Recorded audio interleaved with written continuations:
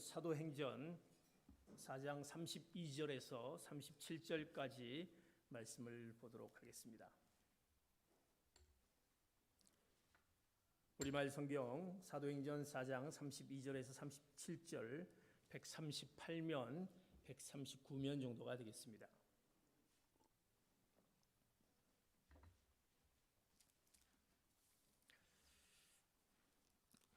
이제 한 절씩 교독하도록 하겠습니다. 제가 한 절, 여러분들이 한 절 보겠습니다.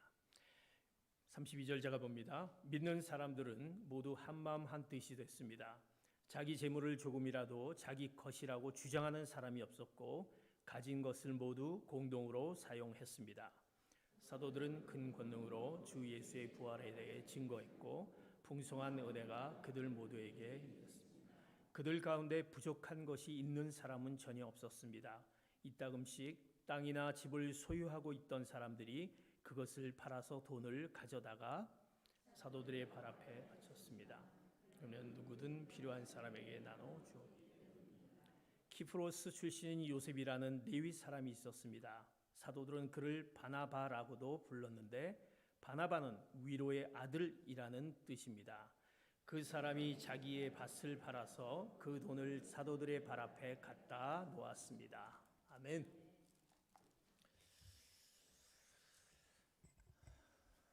오늘 우리의 표어가 그리스도의 담대한 증인이 되자라는 표어입니다. 사도행전을 통해서 우리가 복음을 들은 우리들이 그리스도의 담대한 증인자들이 되어야 될 텐데, 증인자들이 되기 위해서 또 우리 신앙과 우리 삶의 모습을 또 사도행전을 통해서 계속 말씀을 이어갑니다. 지난 주일은 우리가 그리스도의 담대한 증인자가 되기 위한 우리의 모습은 성령 충만한 흔적이 우리 가운데 있느냐라는 것이었습니다. 한 주간 동안 여러분들 지나시면서 성령이 우리에게 임하시며 성령께서 우리 가운데 또 거하시는데 그 성령님이 우리 가운데 있는 그 흔적을 가지고 한 주간을 살아가셨는지요. 성령 충만의 흔적을 가진 분들은, 부르심을 받은 그들은 쫓기는 삶이 아니라 쫓아가는 삶을 살아갑니다. 그리고 성령 충만한 흔적을 가진 자들은 담대하게 세상을 이깁니다. 성령 충만한 흔적을 가진 자들은 우리가 하나님께 간구하는데 우리의 어떤 원하는 것, 우리가 바라는 것, 그것을 간구하기보다 하나님의 지혜를 간구합니다. 그래서 그 하나님의 지혜의 능력을 가지고 살아가는 자들이 성령 충만한 흔적을 가진 자들이다. 그래서 성령 충만한 흔적을 가질 때 우리는 그리스도의 담대한 증인자가 될 수 있습니다. 사도들은요, 이런 성령 충만함을 가지고 복음을 증거했습니다. 이제 복음을 증거한 그들이 이제 그들에게 어떤 모습 가운데 그들에게 임하는 것을 오늘 사도행전 4장 33절에 이렇게 본문은 이야기합니다. 같이 봅니다. 시작. 사도들은 큰 권능으로 주 예수의 부활에 대해 증거했고 풍성한 은혜가 그들 모두에게 임했습니다. 성령 충만한 그 사도들은 그 권능을 받고 그들이 부활에 대해 증거하기 시작합니다. 우리가 그리스도의 담대한 증인은 부활의 능력을 경험한 자들에게 또 예수 그리스도의 삶을 기초로 하였을 때 담대한 복음의 증거자가 된다라고 우리가 또 주일의 말씀을 들었습니다. 그들이 권능을 받고 능력을 받고 부활의 능력을 증거할 때 어떤 것이 임했냐면 풍성한 은혜가 그들에게 임했다라고 말합니다. 그들에게 풍성한 은혜가 임했다. 하나님의 놀라운 그 풍성한 은혜가 그들에게 임하였습니다. 사랑하는 성도 여러분, 우리도 이제 성령 충만한 자들이기에 하나님의 은혜가 여러분들에게 분명히 임할 줄 믿습니다. 그 은혜가 우리 가운데 있습니다. 우리가 은혜라는 것은 그 히브리어에 그것을 헨이라고 합니다. 그 뜻은 구부린다라는 뜻을 갖고 있습니다.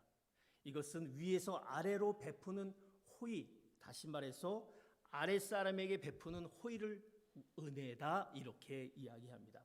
신학적인 의미를 같이 부연하자면 우리는 은혜 받을 자격이 전혀 없는 자에게 우리는 은혜 받을 자격이 없습니다. 늘 죄 가운데 살아가는 죄된 우리의 모습 가운데 있지만 그러기에 은혜 받을 자격이 없지만 그러나 하나님께서 우리에게 은혜 받을 자격이 없는 우리들에게 그 베푸시는 하나님의 사랑을 우리가 받았습니다.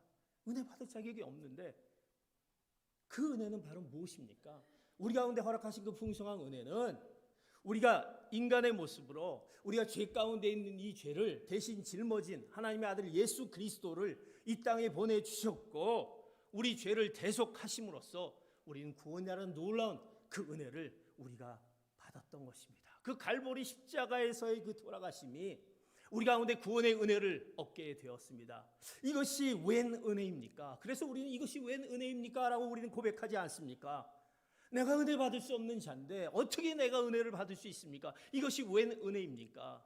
그러면서 우리가 불렀던 찬송가에 보면 나 같은 죄인 살리신, 나 같은 죄인인데 하나님의 그 놀라운 은혜로 나를 살리셨구나라고 우리는 그 찬양을 부를 때마다 그런 고백을 하지 않습니까?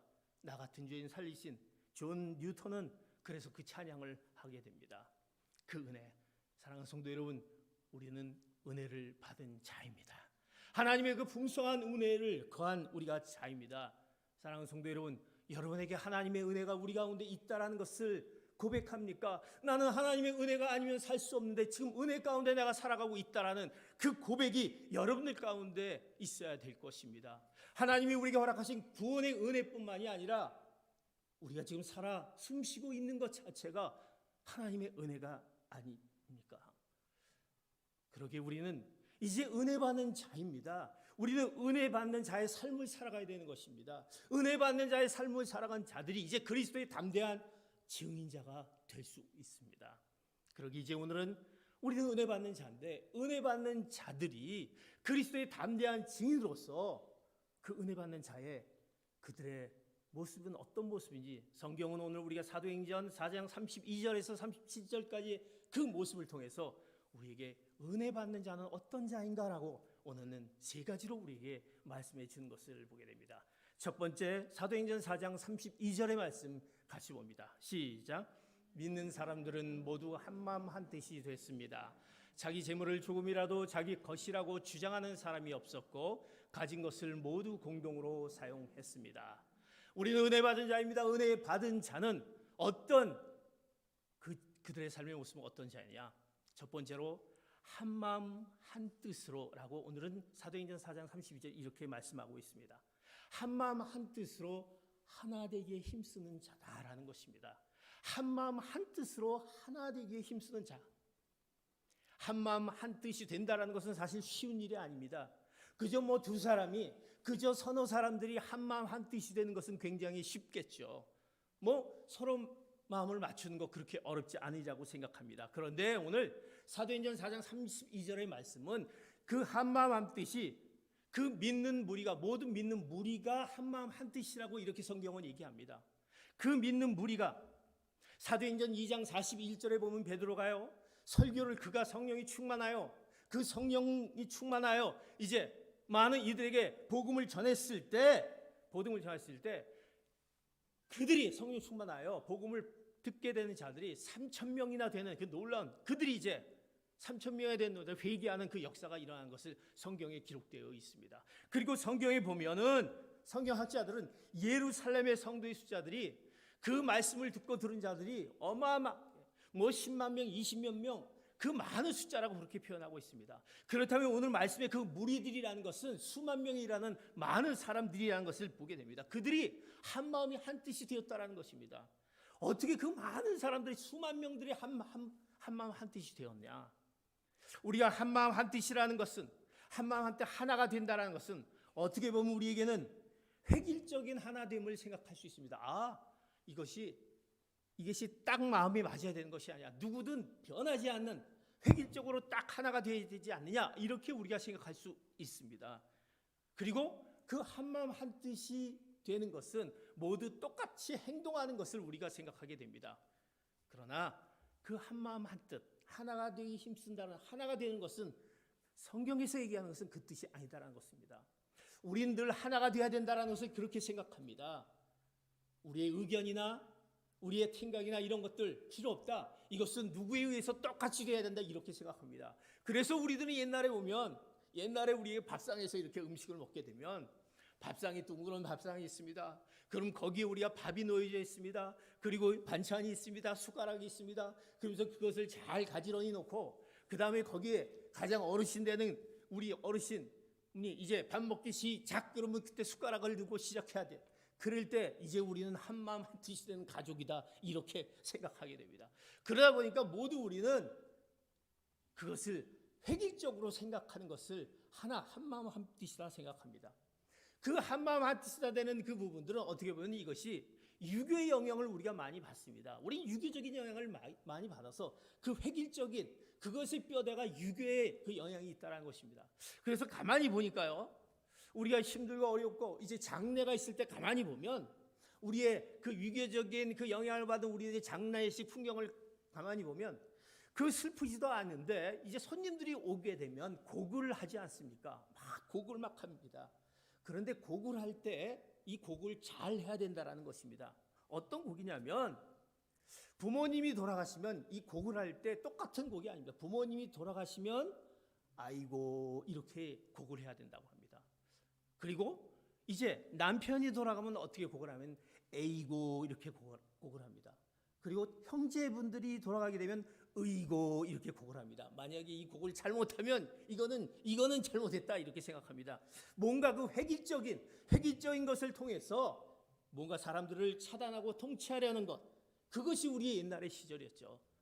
성경은 그러나 이 한마음 한뜻으로 하나가 된다라는 것을 이렇게 얘기하지 않습니까? 획일적인 하나됨이 아닙니다. 다양함 속에서 하나됨을 의미하고 있습니다. 다양함 속에서 하나님이 창조 세계를 보면 얼마나 다양합니까? 그 창의성과 다양성이 있다는 것입니다. 하나님이 창조한 것이 얼마나 다양합니까? 우리들을 봐도 여러분들 우리 여기 앉아 있지만 어쩜 이렇게 똑같이 하나님이 인간을 창조했는데 다 이렇게 얼굴 모습들이 다 틀리고 그 모습을 보지 않습니까? 우리 동물의 세계도 보면 동물들이 하나하나 다 틀린 것을 봅니다. 그 식물들도 보면 식물들의 그 모습들도 다 틀린 것을 봅니다. 여러분들이 집에서 키우고 있는 애완견들을 보십시오. 어쩜 이렇게 다 틀린 어떤 모습들을 갖고 있는지 다 틀리다라는 것입니다. 성경에 보면요, 성경에 나오는 그 인물들을 보면 그렇습니다. 하나님이 그 성경의 인물을 통해서 복음이 전해지게 되는데 복음을 전하는 그 전하는 자들을 보면 왕비 신분의 에스더가 있습니다. 그리고 창녀 신분의 기생 라합이 있습니다. 그리고 농부 출신의 아모스 왕이 있습니다. 그리고 선지자지만 순종을 하는 선지자도 있지만 그 하나님의 말씀에 불순종하는 요나 같은 선지자도 있다는 것입니다. 그러나 그들 모두 다 하나다라는 것입니다. 그 다양 속에서 하나님의 복음을 전하는 도구로 그들을 삼았던 것을 보게 됩니다. 똑같은 것이 아니라 획일적인 것이 아니라 뭔가 다양한 속에서 하나가 되는 그것을 성경이 말씀하고 있습니다. 우리가 한마음 한뜻이 된다라는 것은 우리가 거기에 힘쓴다라는 것은 다양함 속에서 하나가 되는 것.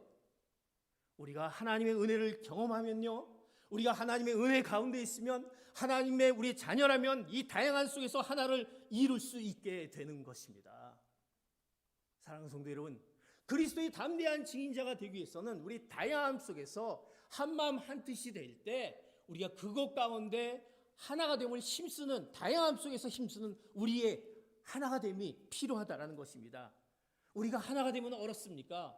다른 사람을 용납하게 됩니다. 왜? 그 다양함을 우리가 인정하기 때문에 우리가 다른 부분에 대해서 다른 사람에 대해서 다른 사람이 말하는 것, 다른 사람의 의견에 대해서 다른 사람의 습관, 다른 사람이 그들의 취미와 우리는 취미와 직업과 우리 경제 상황과 이 모든 것들이 다른 상황 가운데 있습니다. 어떻게 보면 우리가 생각하는 교리, 우리가 생각하는 또 성경을 또 해석하는 모든 다양함 속에 그런 속에서 그런 부분들을 우리가 다 받아들일 수 있는 그 하나가 되는 것이 바로 우리가 한마음 한뜻으로 하나가 되는 것을 의미합니다. 그 하나가 되는 것을 힘쓰는 자들이 바로 우리가 은혜 받은 자의 모습이다라는 것입니다.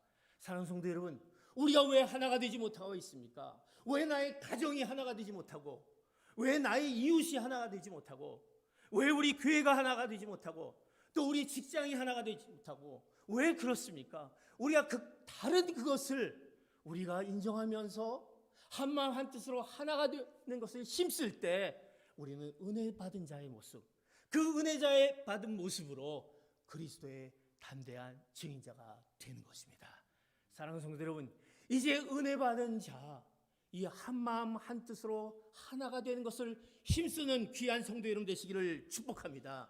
우리가 교회 나오지만 교회 오는 사람들은 어떤 사람들입니까?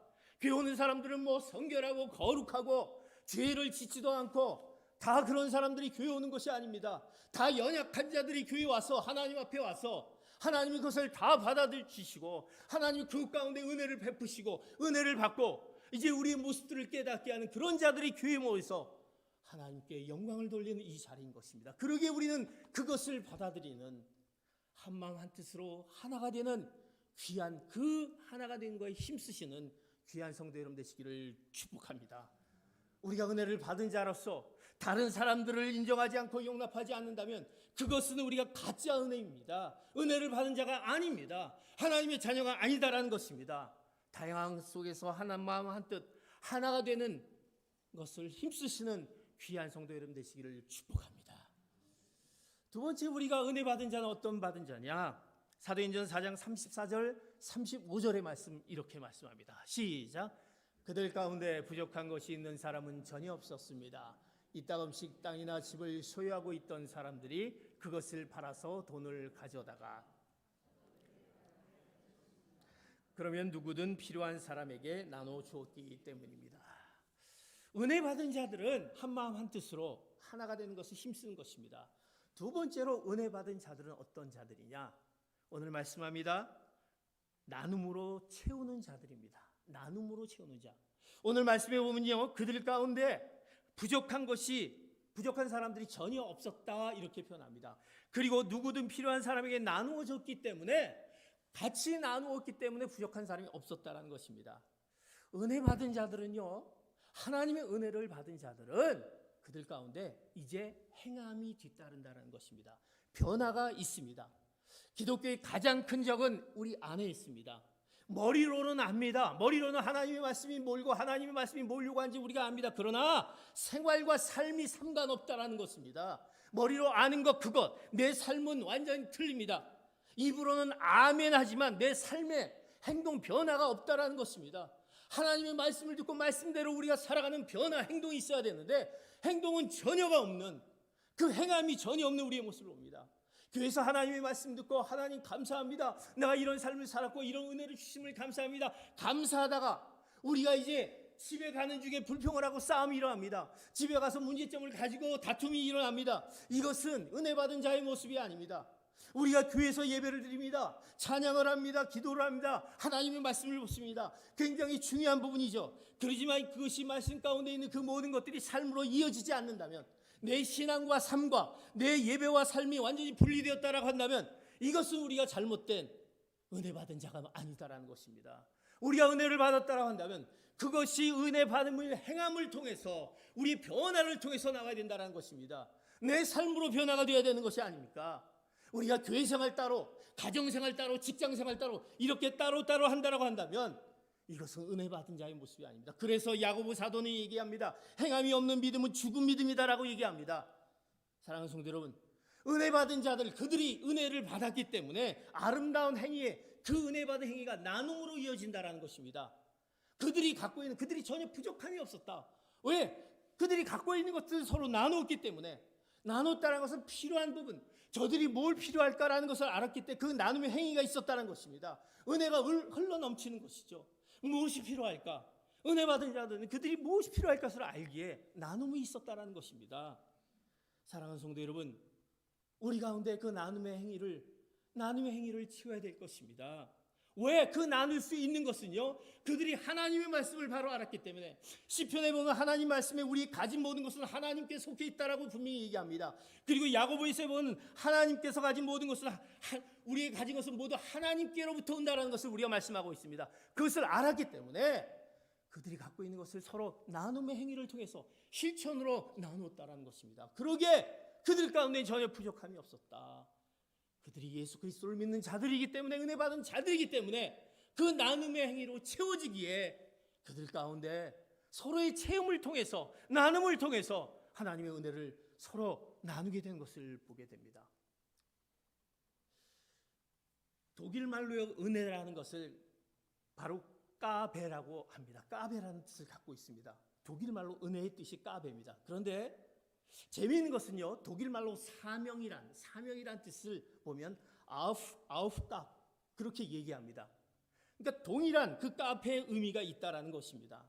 그리고 까베의 그 말을 번역하면 그것이 선물입니다. 그러니까 은혜는 선물입니다. 그 은혜의 선물을 받은 다음에 나온 것이 우리의 사명입니다. 우리가 하나님의 은혜를 받은 다음에 나오는 것이 그 사명입니다. 그 사명이 뭐냐? 바로 우리에게 그 나눔의 행위다라는 것입니다. 우리 삶의 변화로 그것을 보여주는 변화가 우리 가운데 있어야 된다는 것입니다. 우리가 은혜를 받았으면 행위로서 나눔이 따라와야 되는 것입니다. 그 아우프카페가 있어야 된다는 것입니다. 그리스도인의 삶은 우리가 은혜를 받았으면, 받은 자라면 그것을 나누므로 채우는 그런 우리의 은혜 받은 자, 그런 은혜 받은 자들이 그리스도의 담대한 증인자가 되게 되는 것입니다.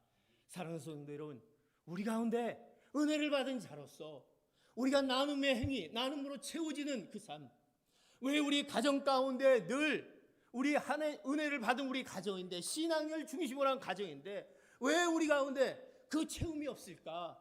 사랑하는 성도 여러분, 각기 다른 우리의 모습과 그 다양함을 인정하는 가운데, 나누는 가운데 하나님의 놀라운 그 은혜 받은 자의 가정들, 또 은혜 받은 자의 그 삶을 살아가게 되는 것입니다. 이제 오늘 우리에게 말씀합니다. 하나님의 풍성한 은혜를 받은 자로서 우리의 모든 관계 가운데 나눔의 행위, 그 변화되는 그 모습으로 살아가는 여러분 되시기를 축복합니다. 이것이 바로 이런 모습을 가질 때 우리가 그리스도의 담대한 증인자, 그리스도를 담대하게 증거할 수 있는 자가 되게 되는 것입니다. 나눔의 행위를 채우신 여러분 되시기를 축복합니다.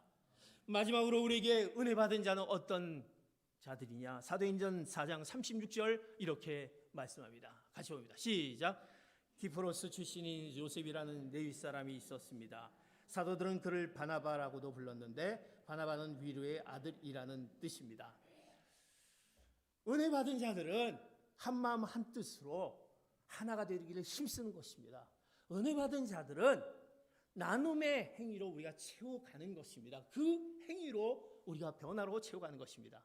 세 번째로 은혜 받은 자는 어떤 자들이냐? 오늘 말씀에 아주 멋진 별명을 가진 한 사나이가 등장합니다. 이 사나이는 바로 요셉이라는 사나이입니다.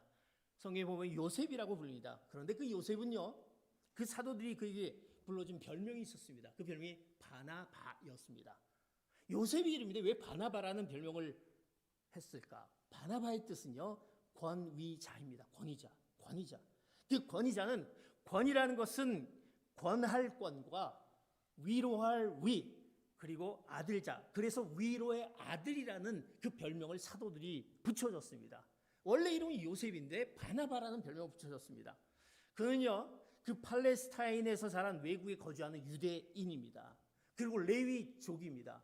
그런 레위족이지만 제사장도 선지자도 사도도 아닙니다. 그냥 우리와 똑같은 평신도에 지나지 않는 그 바나바입니다. 그런데 우리가 잘 알고 있는 바나바가 그 초대교회의 아주 중요한 그 위대한 지도자인 것을 우리가 알고 있지 않습니까?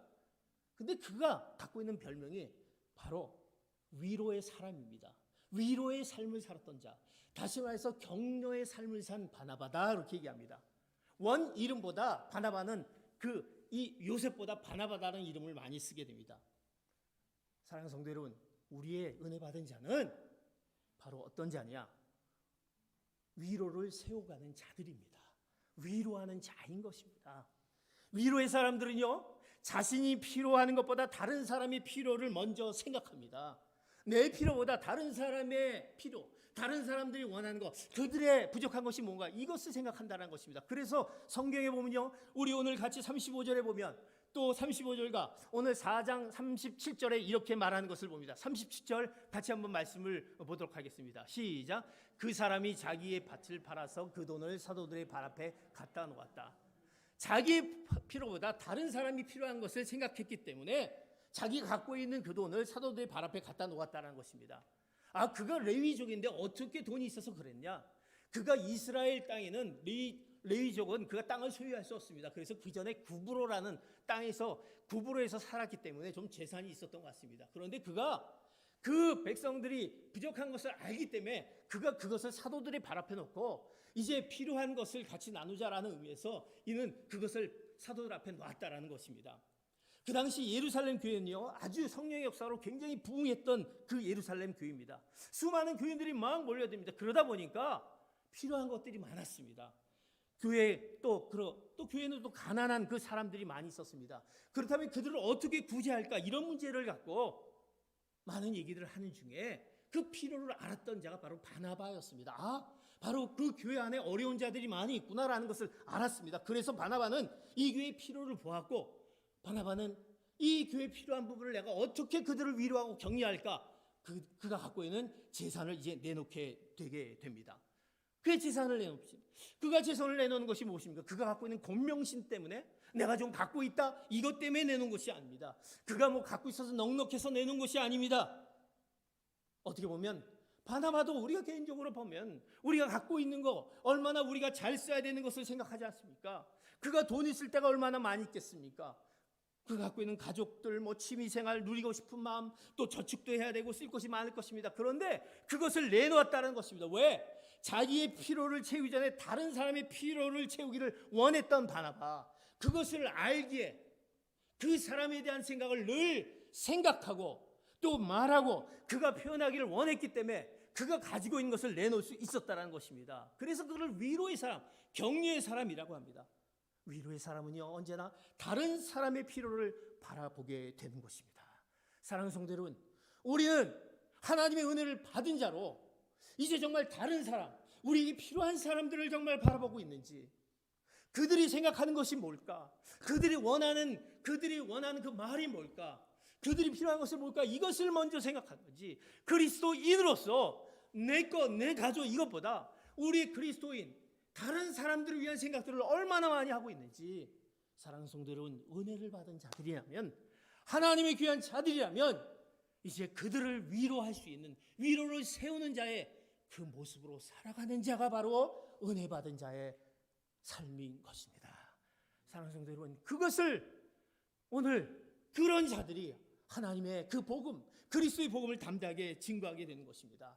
사랑하는 성도 여러분, 이제 우리를 한번 생각해 봅시다. 우리가 지난 한 해를 보면서, 아니 지난 몇 개월을 보면서, 아마 한 주간을 보면서 누군가를 돌아본 적이 있는지, 그저 내 삶을 살기에 바빴는지, 우리에게 정말 힘들고 어려움 가운데 있는 그 자들을 한번 생각해 봤는지, 신앙적으로, 경제적으로, 어떻게 보면 관계적으로 어려움 가운데 있는 그런 자들을 내가 좀 위로해 본 적이 있는지, 그들에게 찾아가서 전화 한 통화라도, 그들에게 찾아가서 뭔가 그들이 어려움 가운데 뭐가 있는지 이것을 생각해 본 적이 있는지. 우리는요, 다른 사람의 필요를 우리가 돌아볼 때 그 가운데 놀라운 기적이 우리 가운데 생길 줄 믿습니다. 성경은 그것을 우리에게 말씀합니다. 너희들이 다른 사람들을 생각할 때, 다른 사람들을 위로할 때, 다른 사람들을 격려할 때 우리에게 놀라운 것이 있다라고 말씀합니다. 그 말씀을 우리에게 이렇게 말씀해 줍니다. 누가복음 6장 38절 이렇게 말씀합니다. 시작. 남에게 주라, 그러면 너희가 받을 것이다. 그것도 많이 꾹꾹 눌러 흔들어 넘치도록 너희 품에 안겨줄 것이다. 너희가 남을 저울질하는 만큼 너희도 저울질 당할 것이다. 하나님 우리에게 이 교훈을 말씀합니다. 남에게 주라, 이것은 이제 다른 사람을 위로하라, 격려하라, 우리가 베풀 수 있는 것을 그들에게 한번 제공하라, 이렇게 말씀합니다. 그러면 하나님께서 이제 그것보다도 더한 것을 꾹꾹꾹꾹 눌러서 흔들어 넘치도록 할 것이라는 이 말씀을 말씀하고 있습니다. 판단하지 말라, 이렇게 얘기합니다. 주라, 이렇게 말씀합니다. 이것은 우리 가운데 그들을 위로하라는 것입니다. 그들을 격려하라는 것입니다. 그런 자들에게 그런 자들이 하나님의 은혜를 받은 자들이고, 왜 우리가 복음을 담대하게 전하지 못할까? 왜 나의 삶은 복음을 담대하지 못한 삶을 살아가고 있는지, 우리가 정말 다른 사람을 위한 격려할 수 있는, 격려를 세우는 그런 자가 됐을 때 우리는 그리스도 복음을 담대히 증거하는 자가 될 것입니다. 사랑하는 성도 여러분, 하나님이 주는 자, 위로하는 자를 결코 그냥 두지 않습니다. 하나님께서 그의 삶을 풍요롭게 간섭해 줄 줄 믿습니다. 하나님이 우리에게 주신 그 말씀이다라는 것입니다. 사랑하는 성도 여러분, 오늘 우리는 부활의 능력으로 바로 은혜 받은 자들입니다. 하나님의 놀라운 은혜 가운데 있는 자들입니다. 은혜 받은 자들이 어떤 삶을 살아가야 되는지, 왜 복음의 그 복음 증거자의 삶을 살아가야 되는 것을 나는 왜 복음 한 번 증거하지 못할까? 우리 마음 가운데 내가 한 마음 한 뜻으로 하나가 되는 것을 힘쓰지 못한 나의 모습이 있지 않느냐? 또 우리 가운데 나눔으로 채우는, 말만 하고 내가 행위로 실천하지 못한, 그 채우지 못한 나의 부족한 모습이 있지 않느냐? 그리고 무엇보다도 우리가 누군가를 위로하고 격려해야 될 내 필요보다 다른 사람의 필요를 먼저 생각하는 그러한 신앙의 모습을 우리가 갖고 있는지, 오늘 그것을 말씀 가운데 깨달으면서 이제 진정 그 은혜 받은 자로 그리스도의 담대한 증인자의 삶을 살아가시는 여러분 되시기를 축복합니다.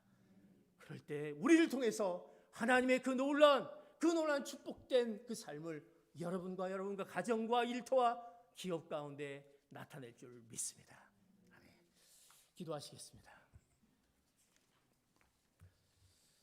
하나님, 우리에게 베푸신 그 은혜를 기억하게 하여 주시옵소서. 우리는 은혜를 받을 수 없는 자이지만, 그런 자격이 없지만 그 아들 예수 그리스도를 통해서 우리를 구원하시고 또 우리의 그 사랑으로 우리를 끝까지 지켜보아신 하나님의 은혜를 받은 자입니다. 은혜 받은 자로의 그 삶을 오늘 말씀 가운데 나는 어떤 삶을 살아가는지 말씀 가운데 깨닫는 저희들 되고, 이제 그 말씀으로 그리스도의 담대한 증인자가 되게 하여 주시옵소서. 감사하며 예수 그리스도의 이름 받들어 기도하옵나이다. 아멘. 오늘